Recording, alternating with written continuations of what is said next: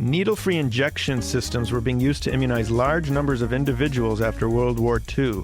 Did these needle-free systems called jet injectors actually work? If so, why has it taken so long to develop a needle-free injection system that is a viable drug delivery tool today? Welcome to the Clinicians Roundtable. I'm your host, Dr. Larry Kaskel. Joining me today is Dr. Charles Potter.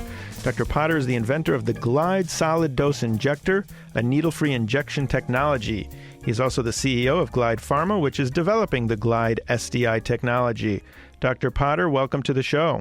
Thank you very much indeed. Well, I'm curious, how did the idea even come to you to come up with this product? I have been working in the drug delivery industry for about 12 years now, and I previously worked with a company that had a needle-free injector for firing powders into the skin. This technology is still in development, partly because it was a very complicated system. Getting powders to get reliable injection into the skin is very difficult. And I wanted to take the best components of that technology, so the solid dosage form and the needle-free components, and put them into a much, much simpler system. And that's what we've done with the Glide SDI. So the product exists? Yes, the product exists. It's not on the market yet. It's still in development because the medical regulations of getting pharmaceutical products to the market are very stringent, as they should be. But we are progressing very well with the developments. How do things differ between injecting powder versus injecting an actual, what looks like in your articles, it looks like a pill? Right. What we're delivering is a very tiny pointed rod of drug, so much, much smaller than a grain of rice. And the point on the end means that we can push it into the skin.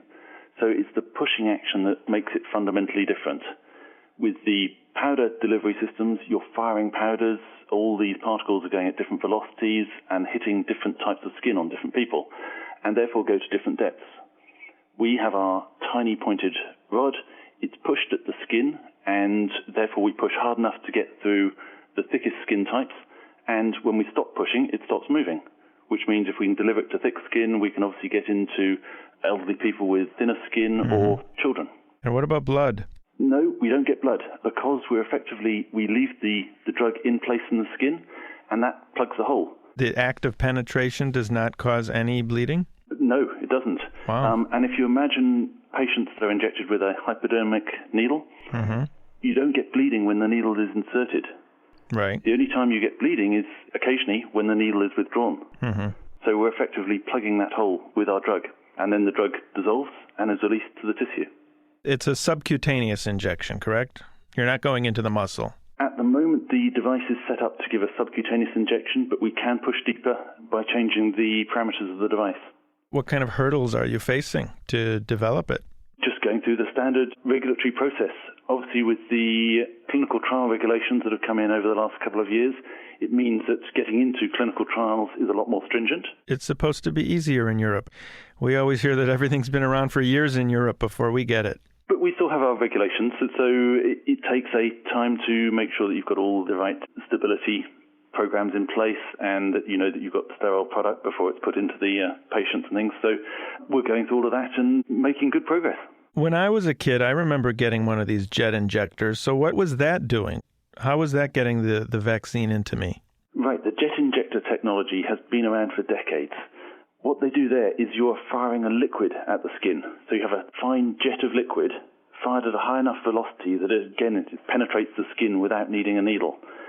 But as you hit different skin types, then the drug is going to different depths. And with some patients, it was bouncing off the skin. So you couldn't get that reliable, accurate, repeatable delivery. And so those technologies are still in development with a number of different companies, but they have taken a long, long time to get to market because they end up being very complicated technologies. One of the advantages we have is that we have a very, very simple technology that pushes the drug into the skin. That means we can get the accurate, reliable, repeatable delivery. And the other big advantage is that we have the drug in a solid dosage form. And you may be aware that drugs in a solid form are typically more stable than those in a liquid form. That would be good for developing countries. That would be extremely good for developing countries, but also for patients in industrialized countries. If you're diabetic and your insulin is kept in a fridge, then it means you're tied to the house. Either that, or if you want to go out, you don't take your insulin. So it will allow patients a lot more freedom. to take their drugs, treat their disease, make themselves better, reduce healthcare costs for the nation. Are there any medicines that you cannot deliver that way? The main limitation for the technology is the physical dose we can deliver, because obviously the size of dose we want to push into the patient is relatively small. So the biggest limitation is, yes, we can't get in big doses, but it is applicable for a wide range of drugs that are commonly injected in the home. So drugs like insulin, human growth hormone, interferon beta, which is used for treating multiple sclerosis, erythropoietin, PTH, which is for osteoporosis. So there's quite a wide range at home. And then the other big area for us is vaccinations. And vaccinations, obviously, there's the industrialized countries, but then the developing world that we've touched on already, and also for pandemic use. If you've just joined us, you're listening to ReachMD XM 157, the channel for medical professionals. I'm your host, Dr. Larry Kaskel. I'm talking today with Dr. Charles Potter, CEO and inventor of Glide Solid Dose Injector from Glide Pharma. And Dr. Potter, tell me a little bit about the device itself. Is it disposable? Is it reusable? What can you do with it? Okay, the device itself comprises two main components. There's a handheld actuator. That is spring-powered and can be used hundreds of times. And then we have a small disposable drug cassette. So this is the component that contains the drug in a solid dosage form, so a tiny, smaller than a grain of rice drug form. And that is single-use and disposable. So when a patient needs their drug, they open up the cassette from its packaging, insert it into the end of the actuator, and all they have to do is push it against the skin, push, you hear an audible click, and the drug is in place. You then remove the cassette and throw it away in standard household waste. After that click, is there a scream? No, not at all. We've done trials and demonstrated that the sensation is very similar to a standard injection that you'd have, say, for a vaccination. So there is a sensation, but the patients preferred the Glide SDI. And the reason they preferred it is because although there is that tiny sensation, it's over in a fraction of a second. Right, and there's no needle to freak them out. There's no needle, so they have the thought of that needle. And as you're aware, you think about the needle coming towards you, you then get that tiny scratch as it's inserted, then you've got the fluid being pushed into the skin, and you feel your skin having to tear, and then you have the needle being withdrawn. And it's that whole process that people don't like. Well, it sounds like something I would like to get my hands on. How far away from market are you? The first products won't be on the market for at least a couple of years because of the regulatory hurdles and clinical trials that we need to go through. But we are in the process of developing a broad range of drugs for home use and vaccines. Not only are we developing these ourselves, but we are now working with some of the major pharmaceutical companies. Right. I would imagine they're very interested in your delivery system. Who are the big players in terms of vaccines these days? The biggest players on the world market in vaccines are Novartis, GlaxoSmithKline, Sanofi, Pasteur, and Merck and Wyeth. They're probably the top five, not necessarily in that order. Tell me about some of the competition. There's a company that's UK-based called Powder Med. What do they have that's different? They are the company that has, in fact, I used to work for, that fire the particles at the skin. They are now wholly owned by Pfizer, who are now getting into vaccines. They're a sort of new player in the vaccine field, but as the largest pharmaceutical company in the world, then obviously they will be a big player at some point in the future. So they have bought the Powdermed technology, but it is really focused on the delivery of DNA vaccines, which is a new type of vaccine. And those are currently not on the market. I know it's too soon to say, but what will your device cost? The cost is very dependent on volumes. At the current stage of manufacturing, then we are at relatively low volumes. But as we get products onto the market, even in relatively low numbers, we will immediately be comparable to a pre-filled syringe or an auto-injector, which is the typical way that drugs are injected at home. As we start going up in volumes, then we should be able to start competing with a standard needle and syringe. So when it comes to applications in developing countries, then we believe that is a reality. That the main things we have to contend with in developing countries is firstly getting away from needles. We're addressing that. Getting away from cold chain storage, i.e. needing refrigeration, We're addressing that with our solid dosage form.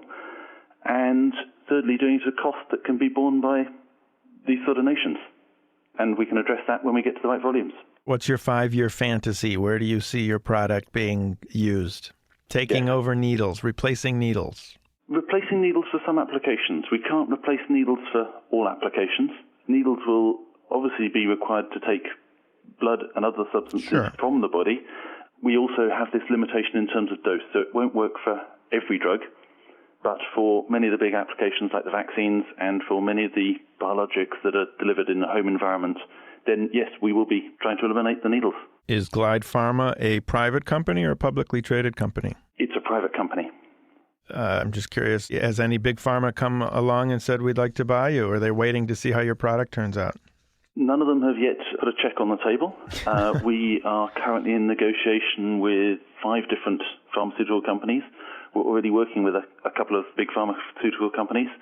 So we're getting a lot of interest from the industry. We have to take our product a little bit further through the development process to eliminate all of the risks associated with it. But yes, there is certainly interest from the pharmaceutical industry. Dr. Potter, with all wonderful inventions, there's always a kind of a dark side of people using it for unintended purposes. Do you worry about any chance of abuse, that people get a hold of your injectors and start shooting heroin, which would be actually kind of good because you don't have to worry about transmitting hepatitis or HIV? You could say that it would be a benefit for some of these applications. These are not applications that we're working on immediately. Right. It would be very difficult for an individual to do that because they would need the drug in the right sort of dosage form to be able to inject it. And therefore, they'd need to be setting up their own manufacturing lines. So it's not something somebody would do lightly. The last question, what is the biggest barrier or hurdle that you still have to overcome before we can have the benefit of pushing drugs into our skin? The biggest barrier is going through the regulatory hurdles, which they're all there for a very good reason. They're all surmountable. It just takes us time and resource to get there. It would be lovely to get the product out on the market tomorrow. I'd love to be treating patients with our technology immediately, but we have to go through these regulations, and we will do. Dr. Charles Potter, thank you very much for coming on the show today. It's been my pleasure. Thank you very much indeed. I'm Dr. Larry Kaskel, and you've been listening to the Clinicians Roundtable on ReachMD XM157, the channel for medical professionals. For comments and questions, please send your emails to xm@reachmd.com, and thanks for listening.